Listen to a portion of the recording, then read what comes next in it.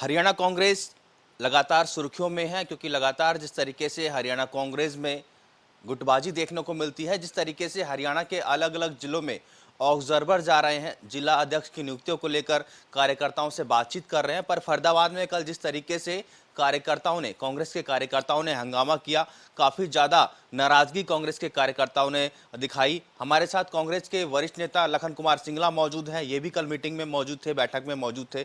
Sir, क्या कहना चाहेंगे, जिस तरीके से नाराजगी कल कार्यकर्ताओं ने दिखाई फरीदाबाद में, ऑब्जर्वर आपके आए थे, गलत एक मैसेज गया है, क्या कहना चाहेंगे?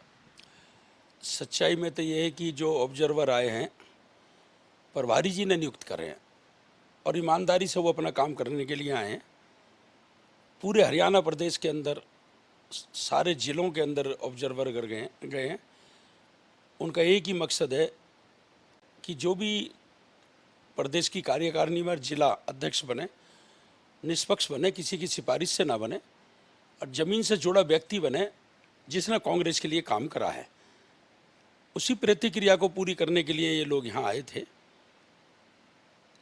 लेकिन कुछ लोगों ने वहाँ झूठे आरोप लगाए कि हमारे पास इनविटेशन नहीं है, वो बिल्कुल गलत है। ऑब्जर्वरों ने सामने की सामने उनके कहा कि हमने आपको फ़ोन करा, बात हुई आपसे? उन्होंने एग्री करा, हाँ बात हुई है। लेकिन जो कल का जो प्रकरण था, मैं समझता हूँ कि खाली जो ऑब्जर्वर आए हुए हैं ईमानदारी से काम करने के लिए, उसको एक प्रेस के अंदर बदनीयती से हाईलाइट करने के लिए था कि किसी भी तरीके से, जैसे और ज़िलों में हुआ है, फरीदाबाद में ज़िले में भी हम ये सब करेंगे तो हम अपने नेताओं के आगे नंबर बना लेंगे और प्रेस के जरिए कांग्रेस की बदनामी का काम जो करा है वो गलत है। इससे तो सर कांग्रेस की छवि खराब हो रही है ना। कांग्रेस के जो बड़े नेता हैं वो कांग्रेस की सरकार हरियाणा में बड़े काम कर रहे हैं, पर जो कार्यकर्ता हैं आपस में उलझ रहे हैं। फरीदाबाद में कल जिस तरीके से देखने को मिला, इससे तो कांग्रेस की छवि खराब होती हुई नजर आएगी। जो कल हुआ है वो दुर्भाग्यपूर्ण है और सोची समझी साजिश के तहत हुआ है। और जो लोग इसमें इन्वॉल्व रहे, मुख्य लोग, सभी को तो हम दोषी नहीं मान सकते। मेरे साथ 10-20 लोग जाएं और मैं कोई गलत बयानबाजी करूं या गलत बात बोलूं तो वो 19 लोग दोषी नहीं माने जा सकते। उसके बारे में जो हमारे सीनियर नेता हैं केंद्र में बैठे हुए हैं और जो हमारे कांग्रेस के ऑल इंडिया के अध्यक्ष हैं खड़गे जी, और हरियाणा के अध्यक्ष जो चौधरी उदयमान जी हैं हमारे कांग्रेस अध्यक्ष, उनको सारी चीज़ें पहुंचाई जा रही हैं, सारी चीज़ें दी जा रही हैं और सारे हालात उनको बताए जा रहे हैं, सच्चाई से उनको अवगत कराया जा रहा है। और पार्टी के सीनियर नेताओं से यही मांग करी जाएगी कि जल्द या शीघ्र यदि हमने किसी भी तरीके का कोई एक्शन नहीं लिया तो ये जो बातें हो रही हैं या ये जो कांग्रेस को धरातल से खिसकाने का काम हो रहा है और बढ़ेगा। आपने देखा है कोई भी अधिकारी, पुलिस अधिकारी सख्त लगता है और उसके दिशा निर्देश जब होते हैं और वो सख्त कार्रवाई करता है तो क्राइम कम होता है।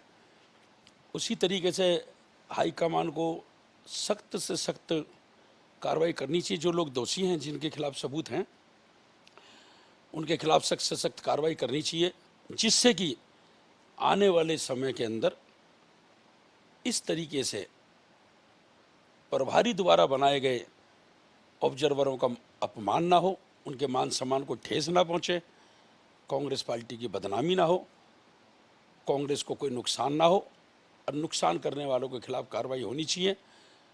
कई लोग ऐसे भी हैं जो आए दिन कुछ ना कुछ अजूल फजूल इधर उधर की बातों के बयान देते रहते हैं। वो चीज़ें भी ऊपर हाईकमान को संज्ञान में लाई गई हैं और जल्दी मुझे लगता है कि हाईकमान इसमें कार्रवाई करेगा। सर, कई जगह की ऐसी तस्वीरें निकल कर सामने आई और बातें भी निकल कर सामने आई कि एक तरफा जो बाप बेटे हैं उनकी हम और नहीं चलने देंगे। तो ये कौन है सर, इस तरीके की बयानबाजी बड़े जो नेता हैं उनके लिए कर रहे हैं? आप क्या कहना चाहेंगे कि हरियाणा में जो आगामी जो चुनाव होगा, क्या हुड्डा जी के बेस पर लड़ा जाएगा या फिर और कोई नेता देखने को मिलेगा? देखो, रही बाप बेटे की, आज हरियाणा प्रदेश का सर्वे करा लें। यदि हरियाणा प्रदेश में कांग्रेस की सरकार बनती है तो वो कांग्रेस की सरकार नहीं, कांग्रेस प्लस भूपेंद्र सिंह हुड्डा की सरकार बनती है। आज हरियाणा प्रदेश के अंदर हम जहाँ भी जाते हैं, फरीदाबाद में जहाँ भी दुख सुख में हम जाते हैं, बाजार में जाते हैं, किसी भी प्रोग्राम में जाते हैं, वहाँ ये कहते हैं भी हुड्डा सीएम बनने जा रहा है, हुड्डा की सरकार बन रही है, प्लस कांग्रेस की सरकार बन रही है। रही बाप बेटों की बात, आज पूरे भारतवर्ष के अंदर एकमात्र युवाओं के नेता हैं चौधरी दीपेंद्र सिंह हुड्डा जी, और पूरे हरियाणा प्रदेश का वो रेगुलर दौरा कर रहे हैं, हल्के वाइज दौरा कर रहे हैं। जितना मान सम्मान उन्होंने कार्यकर्ताओं को, युवाओं को, हमें दिया है, शायद कोई कांग्रेसी दे सकता है। और आज हरियाणा प्रदेश के अंदर यदि सरकार बनेगी और 70 से 75 सीट आने का जो अनुमान है, वो देखो चौधरी दीपेंद्र सिंह हुड्डा जी की मेहनत है और भूपेंद्र सिंह हुड्डा जी का आशीर्वाद और मेहनत है। और जब से हमारे हरियाणा के कांग्रेस के अध्यक्ष चौधरी उदयभान जी बने हैं, हॉनेस्ट, ईमानदार, कर्मठ, वफादार पार्टी के प्रति, मैं ज़्यादा तो बात नहीं कह सकता, अपनी लोकसभा की कहता हूँ कि हमारी लोकसभा के अंदर 20-20, 25-25 हज़ार वोट हम लोगों की बढ़ गई उनके बनने से। और ऐसा सौभाग्य है कांग्रेस का प्रदेश में कि प्रदेश अध्यक्ष बनने के बाद करीब 25 से 30 पूर्व मंत्री, पूर्व एमएलए कांग्रेस ज्वाइन कर चुके हैं। और अभी 25 से 30 पूर्व एमएलए, पूर्व मंत्री और कई पार्टियों के जिला अध्यक्ष, कई पूर्व पार्षद और कई सिटिंग एमपी लाइन में खड़े हुए हैं। ये सिर्फ चौधरी भूपेंद्र सिंह हुड्डा जी की, चौधरी दीपेंद्र सिंह हुड्डा जी की और चौधरी उदयभान कांग्रेस अध्यक्ष की मेहनत, उनकी ईमानदारी की वजह से खड़े हैं। आज पूरे हरियाणा की जनता, 36 बिरादरी आंख से टकटकी लगाए बैठी है कि 2024 में विधानसभा के चुनाव हों और भूपेंद्र सिंह हुड्डा की रहनुमाई में हरियाणा में सरकार बने। एक आखिरी सवाल सर, भारत जोड़ो यात्रा की 1 साल पूरे हो गए हैं, आपने यात्रा निकाली है सैकड़ों कार्यकर्ता, हजारों कार्यकर्ताओं के साथ, क्या मैसेज देने की आपने फरीदाबाद में कोशिश की? राहुल गांधी जी ने वो इतिहास रचा है, इस परिवार का इतिहास बताता हूँ। राहुल गांधी जी ने जो इतिहास रचा है, उस परिवार ने हमेशा रचा है। देश के लिए आज बलिदान दिया। सबसे पहले स्वर्गीय श्रीमती इंदिरा गांधी जी ने दिया, देश की एकता और अखंडता के लिए दिया। स्वर्गीय राजीव गांधी जी ने दिया तो देश के लिए बलिदान दिया। वही देश की प्रधानमंत्री स्वर्गीय इंदिरा गांधी जी हैं जिन्होंने पाकिस्तान की छाती पर पैर मार के बांग्लादेश पैदा कर दिया। और राहुल गांधी जी इतिहास रच दिया कि पूरे हिंदुस्तान में कोई ऐसा नेता नहीं है जो 3600 किलोमीटर पैदल पद यात्रा करे। उन्होंने वो कर दिखाया, कोई नहीं करके दिखा सकता। उसकी आज वर्षगांठ है। हमारे जो ऑब्जर्वर हैं, कोऑर्डिनेटर हैं, जिले के प्रभारी हैं, पूर्व मंत्री वे नूह से विधायक हैं आफ्ताब अहमद जी, उन्होंने कल रेस्ट हाउस में सबको आदेश जारी किया। पूरे जिले के लोग आज कुमारी शारदा राठौड़ जी, रघुवीरा जी, तरुण तेवतिया जी, ललित नागर जी, नीरज शर्मा जी, विजय प्रताप जी और हजारों कार्यकर्ता आज इकट्ठे हुए हैं। और कुआरजी चौक से लेकर राजीव गांधी की मूर्ति तक हमने ये भारत जोड़ो यात्रा निकाली है इस वर्षगांठ पे। और राजीव गांधी जी की मूर्ति पे हमने माला अर्पण करके इसका समापन करा है और इसमें हजारों लोग शामिल हुए हैं। और आज आपको ये भी बता देता हूँ कि फरीदाबाद के अंदर हम 9 की 9 विधानसभा सीट जीत रहे हैं। इसमें कोई भी कोताही नहीं है। और आप देख लेना 9 की 9 सीट जीतेंगे। उसका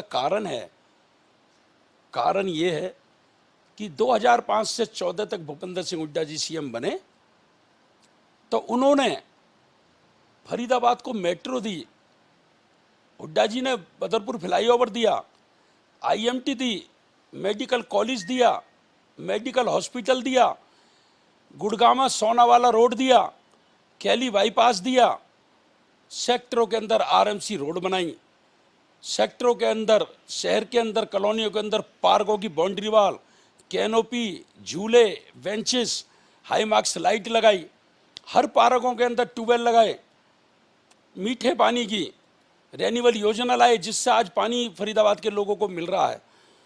और आज बताओ 2014 से लेकर 23 तक 9 साल में यदि भाजपा सरकार में 1 इंच भी जमीन किसी समाज के व्यक्ति को कोई धर्मशाला के लिए मिली हो तो आप बता दो, किसी संस्था के लिए मिली हो तो बता दो।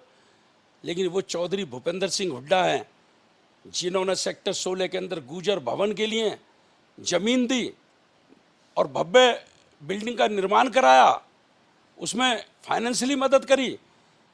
सेक्टर 16 के अंदर किसान भवन बनाया उन्होंने, सेक्टर 16 के अंदर पंजाबी भवन बनाया उन्होंने, सेक्टर 16A के अंदर 2 एकड़ का दशहरा ग्राउंड बनाया उन्होंने, सेक्टर 3 के अंदर दलित भवन बनाया उन्होंने, सेक्टर 3 के अंदर जाट भवन बनाया उन्होंने। अब देखो 6-6, 7-7 धर्मशालाएं को जमीन दी उन्होंने, उनको ग्रांट दी उन्होंने। आज ये भव्य और सुंदर जितने भी ये धर्मशालाएं तैयार खड़ी हैं जिनमें छत्तीस बिरादरी के लोग दुख सुख में फ़ायदा उठा रहे हैं, किसकी देन है? भूपेंद्र सिंह हुड्डा जी की देन है। हुड्डा साहब ने जो काम करे, कांग्रेस सरकार में जो काम हुए, 2005 से 14 तक जो काम हुए, आप बताइए किसी सरकार में हुए हों तो? आप ये देखो बदरपुर फ्लाईओवर से लेके और आप होटल तक चले जाओ, मनमोहन सिंह जी देश के प्रधानमंत्री थे, भूपेंद्र सिंह हुड्डा जी ने विजिट करके और जो हमारे हाईवे मंत्री थे उनको लेकर जितने भी ये पुल बने हैं, चाहे उद्घाटन इस सरकार में हो रहे हैं मैं मानता हूँ, लेकिन कार्य तो हमारी सरकार में चालू हुआ है, ये तय है। मेट्रो देखो आज बल्लमगढ़ तक पहुंची है, बल्लमगढ़ के बाद 9 साल के अंदर वो पोल 1 इंच भी आगे सरका होता, आप बता दो गुड़गांव का इन्होंने वादा करा मेट्रो पहुंचाने का, आप बता दो। तो सारी सूखी और झूठी बातें हैं। हरियाणा प्रदेश के अंदर कांग्रेस की और हुड्डा जी की हवा है, आंधी है। 2024 के चुनाव में 70 से 75 सीट आएंगी कांग्रेस की, भूपेंद्र सिंह हुड्डा जी हरियाणा के सीएम बनेंगे। और रही दीपेंद्र हुड्डा जी की, मैं कह रहा हूँ देश के युवा ही नहीं, देश के जो बुद्धिजीवी बुजुर्ग नेता हैं वो भी उनको दिल और जान से चाहते हैं। कितना लाड़ और प्यार वो लोगों को देते हैं, आप सोच नहीं सकते। मैं तो उनकी वर्किंग देखता हूँ, कभी उनसे बात करता हूँ कि सुबह 6 बजे निकलने के बाद रात को 2-2 बजे सोते हैं। तो असली हरियाणा की लड़ाई तो वो लड़ रहे हैं ना। भूपेंद्र सिंह हुड्डा जी सुबह से लेकर रात तक लोगों के बीच में रहते हैं, वो लड़ाई लड़ रहे हैं ना। और आज हमारे कांग्रेस अध्यक्ष चौधरी उदयवान जी पूरे हरियाणा के अंदर घूम रहे हैं, दौरा कर रहे हैं, तो वो मेहनत कर रहे हैं ना, लग रहे हैं ना। ये जो अमर अकबर एंथनी की तिगड़ी चौधरी उदयवान कांग्रेस अध्यक्ष, चौधरी भूपेंद्र सिंह हुड्डा सीएलपी लीडर और राज्यसभा सांसद दीपेंद्र हुड्डा जी की बनी है, ये ऐसी तिगड़ी है। हरियाणा प्रदेश के अंदर पूर्ण बहुमत से सरकार बनने जा रही है। और मैं तो सबको कहता हूँ मिलजुल कर काम करना चाहिए, पार्टी के लिए काम करना चाहिए। अब सरकार बनने जा रही है, अपने गिले शिकवे दूर करें और भूपेंद्र सिंह हुड्डा जी की रहनुमाई में हरियाणा के अंदर चुनाव होने चाहिए और उनकी देखरेख में होने चाहिए, अध्यक्ष जी की देखरेख में होने चाहिए। सरकार बनेगी, 100% बनेगी। बहुत बहुत धन्यवाद। तो ये थे कांग्रेस के वरिष्ठ नेता लखन कुमार सिंगला, जिन्होंने हरियाणा के तमाम मुद्दों पर खबरें अभी तक से एक्सक्लूसिव बातचीत की। मेरे सहयोगी विशाल के साथ राजा पटेल, दिल्ली खबरें अभी तक।